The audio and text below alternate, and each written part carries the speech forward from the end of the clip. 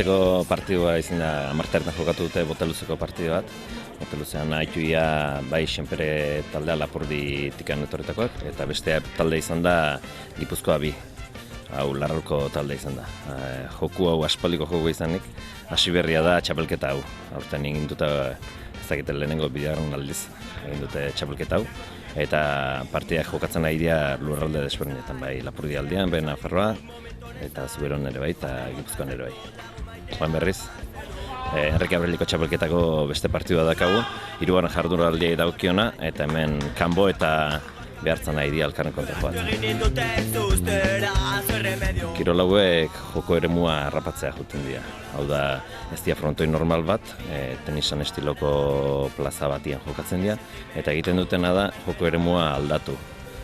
Teniseko saria izan baliz bezala, jende badago arrasto batien, eta hori ematen dut atzago aurrago. Orduan da eremu handiagoa izan aurkariak defenditzeko, orduan da errasagoa da besteak tanto egiteko, beraz. Joko eremua irabazten saiatu berotuen joku batzu dira. Behar zen elkartea sortu zen bere errebotea mantentzeko eta errebotea aurrera eramateko ideologia horrekin, beraz talde hau dakagu guain bakarrikan jokatzen duna errebotian hemen behar zenan. Gaztetxo batzuk ere ari entrenatzen, eta ohitura handia den zaba da errebotearen inguruko partiduak, baina gutxinaka galtzen edo ez ezagun bihurtzen nahi dira jende askok ez dulako eliteko deporte bezala edo deporte normal bezala ikusten. Badu bere arrisku puntua eta bere aintzinako gauza, baina luze egiten da eta batzuntako aspergarri edo zagertzen dira. Gutzako oso politia da eta oso ikuspegi desberdin izaten du kirolan inguruan, pelotan inguruan batik bat.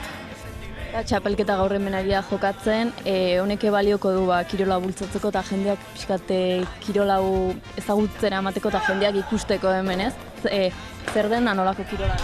Bai, dudik gabe, Enrique Abril txapelketa hau jokatzen da bai Oiartzunen, Zubietan eta Bilabonan.